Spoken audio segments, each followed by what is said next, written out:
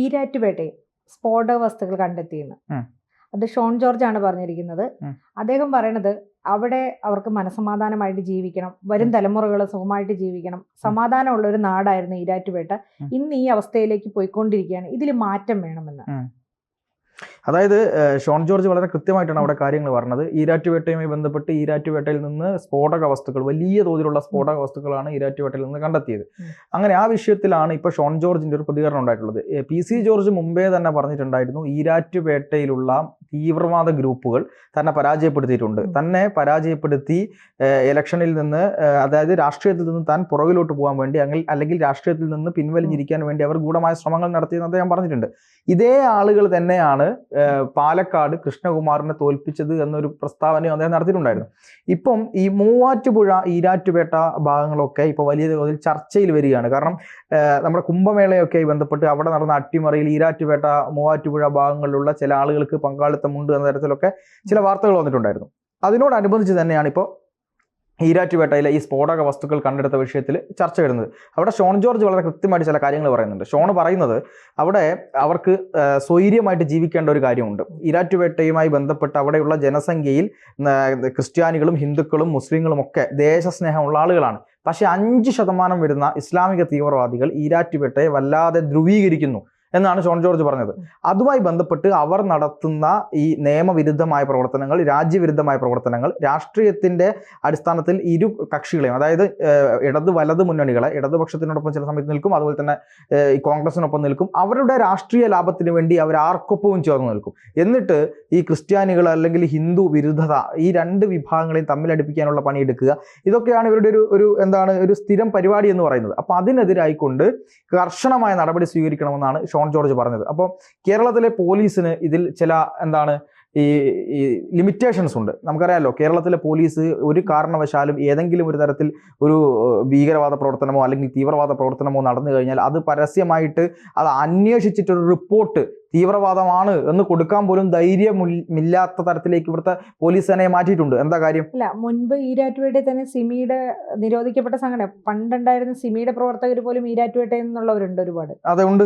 ഇടുക്കി, ഈരാറ്റുപേട്ട, മൂവാറ്റുപുഴ കേന്ദ്രീകരിച്ചിട്ടായിരുന്നു സിമിയുടെ പണ്ടത്തെ വാഗമൺ കേന്ദ്രീകരിച്ചായിരുന്നു ക്യാമ്പുകളൊക്കെ ഉണ്ടായിട്ടുള്ളതാണ്. അവിടെ വെടിയൊച്ച കേട്ടതൊക്കെ അന്ന് അവിടെയുള്ള പരിസരവാസികളൊക്കെ പറഞ്ഞിട്ടുണ്ട്. രാത്രി കാലങ്ങളിൽ മലയിടുക്കുകളിൽ നിന്നൊക്കെ വെടിയൊച്ചകളൊക്കെ കേൾക്കാം എന്നുള്ളതൊക്കെ നേരത്തെ തൊട്ടേ ഈരാറ്റുപേട്ട ഭാഗത്ത് നിന്ന് വന്നെ. ഇപ്പൊ അത് കുറച്ചുകൂടി രാഷ്ട്രീയത്തിൽ അത് വ്യക്തമായിട്ട് ഒരു രാഷ്ട്രീയ പാർട്ടികളിൽ അതിന് എതിരായിട്ട് പ്രവർത്തിക്കുന്ന ഒരു വ്യക്തിയെ തോൽപ്പിക്കുന്ന അവസ്ഥയിലേക്ക് വരെ പോയപ്പോഴാണ് ഷോൺ ജോർജിനെ പോലെ അല്ലെങ്കിൽ PC ജോർജിനെ പോലുള്ളവരൊക്കെ ഇത് തുറന്നു പറയണത്. തീർച്ചയായിട്ടും. അതായത് ഇവർ ഇന്റേണൽ ജിഹാദ് നടപ്പിലാക്കുക എന്ന ഉദ്ദേശത്തോടു കൂടി സിമി രൂപീകരിച്ചു. സിമി രൂപീകരിച്ചതിന് ശേഷം വളരെ ഓപ്പൺ ആയിട്ടൊരു പ്രവർത്തനം നടത്തുക എന്നുള്ളതായിരുന്നു ഇവരുടെ തീരുമാനം. പക്ഷെ അത് സിമി നിരോധിക്കപ്പെട്ടു. സിമി നിരോധിച്ചതിന് ശേഷം അത് NDF എന്ന രീതിയിലേക്ക് മാറി. NDF പിന്നെ പതുക്കെ പോപ്പുലർ ഫ്രണ്ടിലേക്ക് മാറുന്നു. പോപ്പുലർ ഫ്രണ്ടും നിരോധിക്കപ്പെട്ട ശേഷം പോപ്പുലർ ഫ്രണ്ടിലുള്ള ആളുകൾ തീർത്ത് SDPയുമായി ബന്ധപ്പെട്ടാണ് പ്രവർത്തിച്ചുകൊണ്ടിരിക്കുന്നത്. അങ്ങനെയുള്ളൊരു പ്രവർത്തനത്തിൽ ഇവർ മനസ്സിലാക്കിയത് ഡയറക്റ്റ് ജിഹാദ് എന്ന് പറയുന്ന ആശയമോ തീവ്രവാദം എന്ന് പറയുന്ന ആശയമോ ഡയറക്റ്റ് കേരളത്തിലോ ഇന്ത്യയുടെ മണ്ണിലോ നടപ്പിലാക്കാൻ കഴിയില്ല എന്ന് മനസ്സിലാക്കിയത് കൊണ്ട് പല രാഷ്ട്രീയ കക്ഷികളെയും തെരഞ്ഞുപിടിക്കുക, എന്നിട്ട് ഒരു വലിയ വോട്ട് ബാങ്ക് ആകുക, ആ വോട്ട് ബാങ്കിന് വേണ്ടിയിട്ട് പല ആളുകളോടും സമ്മർദ്ദം ചെലുത്തുക, SDPI എന്ന് പറയുന്ന ഒരു പാർട്ടി രൂപീകരിച്ച് അതിലൂടെ മറ്റു കാര്യങ്ങൾ നീക്കുക. ഇതാണ് ഇവരുടെ ഒരു ശൈലി എന്ന് പറയുന്നത്. എതിർക്കുന്നവരെ വട്ടം കൂടി ആക്രമിച്ച് അവിടെ ഇല്ലായ്മ ചെയ്യുന്ന ഒരു പ്രവണത കണ്ടുവരുന്നുണ്ട്. അപ്പോൾ അവിടെയാണ് ഷോൺ ജോർജ് വളരെ കൃത്യമായിട്ട് പറയുന്നത്, ഇവിടെ കേന്ദ്രസേന ഇറങ്ങണം. കേന്ദ്രസേന ഇറങ്ങണം എന്ന് പറയുന്നത് ഇപ്പോൾ പിണറായി വിജയന്റെ പോലീസിന് ഒരിക്കലും ഈ പറയുന്നത് പോലെ ഒരു ഈരാറ്റുപേട്ടയിൽ ഒരു സുഡാപ്പിത്തരം ഉണ്ട് എന്ന് റിപ്പോർട്ട് കൊടുക്കാൻ കഴിയില്ല. കാരണം അങ്ങനെ ഒരു റിപ്പോർട്ട് പോലീസ് കൊടുത്താൽ ആ സമയം ഇവിടെ വലിയ പ്രസ്താവനകളും വിഷയങ്ങളും വരും. എന്താ? ഇസ്ലാമോഫോബിയ എന്ന് പറഞ്ഞുകൊണ്ട് വരും. ഇത് ഇസ്ലാമിനെ ലക്ഷ്യമിട്ടുകൊണ്ടാണ്, ഇസ്ലാം മതവിഭാഗത്തെ പിന്നെ എന്തോ തീവ്രവാദികളാണെന്ന് മുദ്രകുത്തുന്നതാണ്. ഞാൻ ചോദിക്കട്ടെ, എല്ലാ മതവിഭാഗങ്ങളിലും തീവ്ര സ്വഭാവമുള്ള ആളുകളുണ്ടാവും. ഇപ്പം ഏത് മതത്തിലുള്ള തീവ്ര സ്വഭാവമുള്ള ആളുകളെ പറ്റി പറയുമ്പോൾ അതെല്ലാം ഞങ്ങളെ പറ്റിയാണ് എന്ന് പറയുന്നതിന്റെ കാരണം എന്താ എനിക്ക് മനസ്സിലാവുന്നില്ല. ഇതുപോലുള്ള പാർട്ടികൾ, മുസ്ലിം പാർട്ടികൾ വരുന്നതിന് കുഴപ്പമില്ല, പക്ഷെ കാസ പോലുള്ള വന്നു കഴിഞ്ഞാൽ ഇവിടെ ഭയങ്കര പ്രശ്നമാണ്. കാരണം ഇന്നലെയൊക്കെ പറയുന്നത് കേട്ടു, കാസ എന്ന് പറയുന്നത് വന്നു കഴിഞ്ഞാൽ കേരളത്തിന്റെ രാഷ്ട്രീയപരമായിട്ടുള്ള ചുറ്റുപാട് ചുറ്റുപാടിന്, സാംസ്കാരികമായിട്ടുള്ള നിലനിൽപ്പിന്, വർഗീയ ധ്രുവീകരണത്തിനൊക്കെ കാരണമാവും. ധ്രുവീകരണം എന്ന വാക്കാണ് ഏറ്റവും എടുത്തവർ. അതെ, ഈ വർഗീയ ധ്രുവീകരണത്തിന് കാരണം ആരാ ആദ്യമായിട്ട് അത് പറഞ്ഞത് INL ആണ്. മനസ്സിലാക്കണം, INL എന്ന് പറയുന്നത് മുസ്ലിം ലീഗിന് തീവ്രത പോരാ എന്ന് പറഞ്ഞുകൊണ്ട് ഉണ്ടാക്കിയ ഒരു പ്രസ്ഥാനമാണ് INL. അതിലും വലിയൊരു തീവ്ര പ്രസ്ഥാനമാണ്. അവരാണ് പറയുന്നത് ഗാസ ഇവിടെ ഉണ്ടാകാൻ പാടില്ല, കാരണം ഗാസ ഉണ്ടെങ്കിൽ ഇവരെ കാര്യം നടക്കില്ല. അതായത് ഈ മുസ്ലിം ജനവിഭാഗത്തിൽ നിന്നുള്ള തീവ്രമായിട്ടുള്ള, അല്ലെങ്കിൽ അവരുടെ കാര്യങ്ങൾ മനസ്സിലാക്കുന്ന, അവർക്ക് വേണ്ട നേട്ടങ്ങൾ മാത്രം കൊണ്ടുപോകാനുള്ള, ആവശ്യങ്ങൾ മുന്നോട്ട് വെക്കാനുള്ള പാർട്ടികൾ മാത്രമേ ഇവിടെ ഉണ്ടാകാവൂ എന്നാണ് ഇവരുടെ ഒരു പൊതു ധാരണ. അതിന് ഇപ്പോൾ അങ്ങ് പറഞ്ഞതുപോലെ നേരെ തിരിച്ച് മറ്റേതെങ്കിലും ഒരു രാഷ്ട്രീയ പാർട്ടി അവരുടെ ഒരു പൊളിറ്റിക്കൽ ബേസിൽ ഏതെങ്കിലും ഒരു മതവിഭാഗത്തിന് സപ്പോർട്ട് കൊടുക്കുകയാണെങ്കിൽ അവരെല്ലാം വർഗീയവാദികളാണ്. പക്ഷേ ഇവിടെ മുസ്ലിം ലീഗ് എന്ന പേരിൽ ഒരു രാഷ്ട്രീയ പാർട്ടിയുണ്ട്, അതൊരിക്കലും വർഗീയ പാർട്ടി അല്ല എന്നാണ് എല്ലാ ആളുകളും പറഞ്ഞുകൊണ്ടിരിക്കുന്നത്. മതേതര പാർട്ടിയാണ്. SDPI ഇതുവരെ എന്താണ് ഈ പറയുന്ന പോലെ ഒരു ഈ തീവ്രവാദ സംഘടനയിൽപ്പെട്ട അല്ലെങ്കിൽ വർഗീയ സംഘടനയിൽപ്പെട്ട ഒന്നാണ് എന്ന് തീർത്ത് പറയാൻ കോൺഗ്രസോ CPM തയ്യാറായിട്ടില്ല. ജമാഅത്തെ ഇസ്ലാമിയെ CPM നിരന്തരമായി കുറ്റം പറയുന്നുണ്ട്, കോൺഗ്രസ് അതും പറയാറില്ല. മനസ്സിലാക്കണമല്ലോ. ഇവരെയൊക്കെ ഇപ്പം SDPIക്ക് നേരെ SDPIയുടെ പല ഓഫീസുകളിലും റെയ്ഡ് നടന്നു, EDയുടെ കണ്ടെത്തൽ പുറത്തു വന്നു. കേരളത്തിൽ ഏതെങ്കിലും ഒരു ഇടത് വലത് നേതാക്കന്മാർ ഇതിനെതിരെ പ്രതികരിച്ചതായിട്ട് കേട്ടിട്ടുണ്ടോ? ഇല്ലല്ലോ. VD സതീശൻ പ്രതികരിച്ചിട്ടില്ല. പിണറായി വിജയൻ പ്രതികരിച്ചിട്ടില്ല. MV ഗോവിന്ദൻ പ്രതികരിച്ചിട്ടില്ല. എന്താ കാരണം?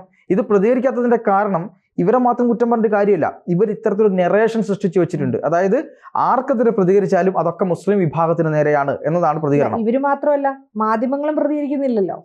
അതെ, ആ ഒരു നമ്മുടെ കേരളത്തിന്റെ ഒരു പൊതുബോധം ഈ തീവ്രവാദികളെ പറഞ്ഞു കഴിഞ്ഞാൽ അത് മുസ്ലിങ്ങളെയാണ് എന്നുള്ളതാണ്. അതായത് ഇപ്പൊ നമ്മളെ ഹിന്ദു വിഭാഗത്തിൽപ്പെട്ടിട്ടുള്ള എത്രയോ ആളുകൾ എന്തെല്ലാം തെറ്റ് ചെയ്യുന്നുണ്ട്. അങ്ങനെ തെറ്റുകൾ ചെയ്താൽ അതൊക്കെ നമ്മൾ ഹിന്ദുക്കളുടെ മേലേക്ക് ചാപ്പ കുത്താറുണ്ടോ? ഇല്ല. അതൊക്കെ ഇന്റേണലായി. ഇപ്പം ഹിന്ദു മഹാസഭ എന്ന് പറയുന്ന ഒരു സംഘടനയുണ്ട് ഇവിടെ. അത് സംഘപരിവാർ സംഘടനയെ ബന്ധപ്പെട്ട് യാതൊരു ബന്ധവും ഇല്ലാത്ത ഒരു സംഘടനയാണെന്ന് ഞാൻ മനസ്സിലാക്കുന്നത്. കാരണം ഗോഡ്സെ ആരാധിക്കുന്ന ആളുകളാണ്. അതിനെതിരെ പരസ്യമായിട്ട് പല BJPയുടെ നേതാക്കന്മാർ രംഗത്തെത്തിയിട്ടുണ്ട് ഹിന്ദു മഹാസഭയ്ക്കെതിരായിക്കൊണ്ട്. അവർ ഹിന്ദു മഹാസഭ പല പ്രസ്താവനകൾ നടത്താറുണ്ട് എന്ന് കരുതിയിട്ട് ഹിന്ദു മഹാസഭയെ പറയുന്നു, അതുകൊണ്ട് ഞങ്ങൾ ഹിന്ദുക്കളെയാണ് ഉദ്ദേശിക്കുന്നതെന്ന് നമ്മൾ പറയാറില്ല. പക്ഷേ ഒരു മുസ്ലിം വിഭാഗത്തിന് നേരെ, മുസ്ലിം തീവ്രവാദ പാർട്ടിക്ക് നേരെ, മുസ്ലിം ബ്രദർഹുഡ്, ലഷ്കർ-ഇ-തൊയ്ബ, അതുപോലെ തന്നെ ഹമാസ്, ഈ പറയുന്ന തീവ്രവാദ പാർട്ടികൾക്ക് അല്ലെങ്കിൽ തീവ്രവാദ സംഘടനകൾക്ക് നേരെ പറയുമ്പോൾ എല്ലാം തന്നെ എന്താ പറയുക, ഇസ്ലാമിനെ പറയുന്നേ എന്ന നിലവിളിയാണ്. ഇത് തന്നെയാണ് ഈരാറ്റുപേട്ടയിൽ ഇപ്പോൾ സംഭവിച്ചുകൊണ്ടിരിക്കുന്നത്. ഈരാറ്റുപേട്ടയിലെ സത്യസന്ധമായ അവസ്ഥ റിപ്പോർട്ട് ചെയ്യാനോ അന്വേഷിച്ച് അതിൽ കാര്യങ്ങൾ പുറത്തുവിടാനോ കേരളത്തിലെ പോലീസിനോ കേരളത്തിലെ ഇന്റലിജൻസിനോ ഒന്നും തന്നെ ഒരു തരത്തിലും നിർവാഹമില്ലാത്ത സ്ഥിതിയിലേക്ക് കാര്യങ്ങൾ പോയിട്ടുണ്ട്. എനിക്കൊന്ന് ഒരു 10-15 വർഷം മുമ്പ് തന്നെ അവിടെയുള്ള ജനിച്ചു വീഴുന്ന കുഞ്ഞുങ്ങളുടെ അക്കൗണ്ടിലേക്ക് വരെ ഒരു നിശ്ചിത എമൗണ്ട് മാറ്റി വെച്ച 4-5 ലക്ഷം രൂപയൊക്കെ ജനിച്ചു വീഴുന്ന കുഞ്ഞുങ്ങളുടെ അക്കൗണ്ടിലേക്ക് വരുന്ന ഒരു റിപ്പോർട്ടിങ് പണ്ട് വന്നിട്ടുണ്ടായിരുന്നതിനെ കുറിച്ച്. അപ്പൊ അന്ന് തൊട്ടേ ഇതുണ്ടായിരുന്നു. പക്ഷെ അന്നും ഈ പറയുന്ന നമ്മുടെ ഇവിടെ ഉണ്ടായിരുന്ന സർക്കാരുകൾ, മാറി മാറി വന്ന ഒരു സർക്കാരുകളും ഇവർക്കെതിരെ ശബ്ദിക്കാൻ മുന്നോട്ട് വന്നിട്ടില്ല. ഇപ്പൊ PC എന്തുകൊണ്ടെന്ന് വെച്ചാൽ അദ്ദേഹത്തിന് അവിടെ നിക്കക്കള്ളി ഇല്ലാത്ത അവസ്ഥ വന്നതുകൊണ്ടാണ് PC ജോർജ് എന്ന വ്യക്തി അത് തുറന്നു പറയുന്നത്. അത് വളരെ ശരിയാണ്. മാത്രമല്ല PC ജോർജ് ആദ്യഘട്ടത്തിൽ PC ജോർജ് ഇവരെ തെറ്റിദ്ധരിച്ച ഒരാളാണ്. കാരണം SDPIയുമായി ബന്ധപ്പെട്ടൊക്കെ PC ജോർജ് ആ സമയത്ത് അവരുടെ ചില പരിപാടികളിലൊക്കെ പങ്കെടുത്തിട്ടുണ്ട്. കാരണം അതിനെപ്പറ്റി ചോദിക്കുമ്പോൾ അദ്ദേഹം പറയുന്നത് ഞാൻ അവരെ അറിയില്ലായിരുന്നു യഥാർത്ഥത്തിൽ എന്താണ് എന്നുള്ളത്. കാരണം പിന്നീടാണ് എനിക്ക് ഇവരെ കാര്യങ്ങൾ മനസ്സിലാവുന്നത്. എങ്ങനെയാ PC ജോർജും ഈ പറയുന്ന ഇവരും തമ്മിൽ പ്രശ്നം ഉണ്ടാവുന്നത് PC ജോർജ് ഒറ്റയടിക്ക് BJPയിൽ എത്തിയപ്പോഴോ അല്ലെങ്കിൽ അദ്ദേഹം പൊളിറ്റിക്കലി എന്തെങ്കിലും പ്രശ്നം ഉണ്ടായപ്പോഴോ അല്ല. അദ്ദേഹം MLA ആയി നിൽക്കുന്ന സമയത്ത് തന്നെ ഒരു ഫോൺ കോൾ, അദ്ദേഹവും അദ്ദേഹത്തിന്റെ അടുത്ത സുഹൃത്തുമായി ബന്ധപ്പെട്ട ഒരു ഫോൺ കോൾ ചെയ്യുന്നു. ആ ഫോൺ കോളിൽ മറ്റൊരു വിഷയവുമായി ബന്ധപ്പെട്ട് ഇദ്ദേഹം വളരെ കൃത്യമായി പറയുന്നുണ്ട്. ഈ പറയുന്ന ഈരാറ്റുപേട്ട അടക്കമുള്ള സ്ഥലങ്ങളിലെ സുഡാപ്പികളെ കുറിച്ച് അദ്ദേഹം ഫോണിൽ സംസാരിക്കുന്നുണ്ട്. ഇത് ലീക്കായി. ഈ ഒരു സംസാരം ലീക്കായപ്പോഴാണ് ഈ പറയുന്ന സുഡാപ്പികൾക്ക് ഇദ്ദേഹം വിരുദ്ധനായത്. ആദ്യമേ PC മനസ്സിലാക്കിയിരുന്നു ഇവരുടെ ഒരു യഥാർത്ഥ സ്വഭാവം എന്താണ് എന്നുള്ളത്. അതിനുശേഷമാണ് PC മാറി ചിന്തിക്കാൻ തുടങ്ങിയത്. അപ്പോൾ ആ രീതിയിൽ ചിന്തിച്ചപ്പോൾ അദ്ദേഹത്തെ ഇല്ലാതാക്കാനുള്ള വലിയ ശ്രമങ്ങൾ അവിടെ നടന്നു. പിന്നെ ഈ പറഞ്ഞ അദ്ദേഹത്തിന്റെ ഇപ്പോഴത്തെ MLAയുടെ പേര് കൃത്യമായി എനിക്ക് ഓർമ്മയില്ല, സെബാസ്റ്റ്യൻ കുളത്തിങ്കൽ, അങ്ങനെ എന്തുവാണ് പൂഞ്ഞാർ MLAയുടെ പേര് എന്ന് പറയുന്നത്. അപ്പോൾ അദ്ദേഹത്തെ വിജയിപ്പിക്കാൻ PC ജോർജിനെയും കോൺഗ്രസിന്റെ സ്ഥാനാർത്ഥിയെയും മാറ്റി ഏകപക്ഷീയമായി LDFന് വോട്ട് കൊടുക്കണം എന്ന് തീരുമാനിച്ചത് ഈ പറയുന്ന പോലെ അവിടുത്തെ SDPIയും ഈരാറ്റുപേട്ടയിലെ ആളുകളുമായിരുന്നു. ഇതാണ് ഇപ്പൊ ഷോൺ ജോർജ് ചൂണ്ടിക്കാണിച്ചത്.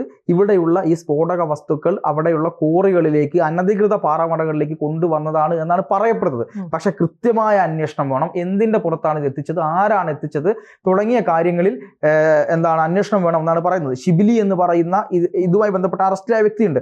ഇയാളുടെ ബന്ധങ്ങൾ അന്വേഷിക്കണമെന്ന് ഷോൺ ജോർജ് പറയുന്നുണ്ട്. അതുകൊണ്ട് കേരള പോലീസ് ഇത് അന്വേഷിച്ചാൽ ഒരു കാരണവശാലും ഇത് മുന്നോട്ട് പോവില്ല. അതുകൊണ്ട് കേന്ദ്ര ആഭ്യന്തര വകുപ്പ് ഇക്കാര്യത്തിൽ ഇടപെട്ടുകൊണ്ട് കേന്ദ്ര ഏജൻസികൾ കേരളത്തിലേക്ക് എത്തണമെന്നാണ് ഷോൺ ജോർജ് പറയുന്നത്. അതിനുമായി ബന്ധപ്പെട്ട് ആഭ്യന്തരമന്ത്രിയും ആഭ്യന്തര മന്ത്രാലയത്തിനും കത്തുകൾ അയക്കും, അദ്ദേഹത്തെ കാണും എന്നും കൂടി ഷോൺ ജോർജ് പറഞ്ഞിട്ടുണ്ട്. ഷോൺ ജോർജ് മുന്നോട്ട് വയ്ക്കുന്ന ഓരോ കാര്യങ്ങളും, ഇപ്പം മുൻപ് കൊണ്ടുവന്ന വഖഫ് ബോർഡിന്റെ കാര്യങ്ങൾ, അതിനുശേഷം ഇപ്പൊ ഈ കുറച്ചു കാലങ്ങളായിട്ട് അദ്ദേഹവും അദ്ദേഹത്തിന്റെ പിതാവും ഒരുപാട് നമ്മളിലേക്ക് എത്തിച്ചുകൊണ്ടിരിക്കുന്ന കാര്യങ്ങളാണ് മുസ്ലിം തീവ്രവാദം അവിടെ നടക്കുന്ന. ഇങ്ങനെയുള്ള ഒരുപാട് കാര്യങ്ങൾ ഷോൺ ജോർജ് നമുക്ക് കേരളത്തിന്റെ പൊതുസമൂഹത്തിന്റെ മുന്നിൽ വയ്ക്കുന്നു. അത് പിന്നീട് സത്യമാണെന്ന് തെളിയുന്നതാണ്. അതുപോലെ തന്നെ ഈ പറയുന്ന കാര്യങ്ങളും വളരെ ശക്തമായിട്ട് ഇവിടുത്തെ ഗവൺമെന്റും സെൻട്രൽ ഗവൺമെന്റും വളരെയധികം ഇതിൽ മുൻകൈ എടുക്കണമെന്നാണ് എൻ്റെ ഒരു അഭിപ്രായം. അല്ല, അത് സത്യമാണ്. കാരണം ഷോൺ ജോർജിനെ സംബന്ധിച്ചിടത്തോളം അദ്ദേഹം വളരെ കൃത്യമായി കേരളത്തിൽ ഏതെങ്കിലും ഒരു വോട്ട് നഷ്ടപ്പെടുമെന്ന് കരുതി പറയാതിരിക്കുന്ന ആളല്ല ഷോൺ ജോർജ്. കൃത്യമായി സത്യസന്ധമായി കാര്യങ്ങൾ വിളിച്ചു പറയും എന്നുള്ളതാണ് ഷോണിന്റെ ഒരു പ്രത്യേകത. അത് ഇന്നത്തെ കേരളത്തിന് ആവശ്യമാണ്. ഇവിടെ ഒരു വിഭാഗം മാത്രം എല്ലാ പ്രവർത്തനങ്ങളും നടത്തിയിട്ട് അതിനെപ്പറ്റി പറയുമ്പോൾ ഞങ്ങളെ പറയുന്നേ, മുസ്ലിങ്ങളെ പറയുന്നേ എന്ന നറേഷൻ കൊണ്ടുവരുന്നത് ശരിയല്ല. കേരളത്തിലെ മുസ്ലിങ്ങൾ എല്ലാവരും തീവ്രവാദികളാണോ? അല്ല. കേരളത്തിലെ ഒരു വിഭാഗം തീവ്രവാദികളുണ്ട്. ഈ പറയുന്ന ഷോൺ തന്നെ പറയുന്നുണ്ട് 5% വരുന്ന തീവ്രവാദികൾ. ഇവരെയാണ് നിലയ്ക്ക് നിർത്തേണ്ടത്. നല്ല യഥാർത്ഥത്തിലുള്ള നല്ല മുസ്ലിം ജനവിഭാഗത്തിലെ ആളുകളെ കൂടി പറയിപ്പിക്കാനുള്ള ആളുകളാണ് ഇവർ. അപ്പൊ അതുകൊണ്ട് ആ ഒരു ചാപ്പ അവരുടെ മേലേക്ക് അടിച്ചിറക്കാൻ നോക്കണ്ട.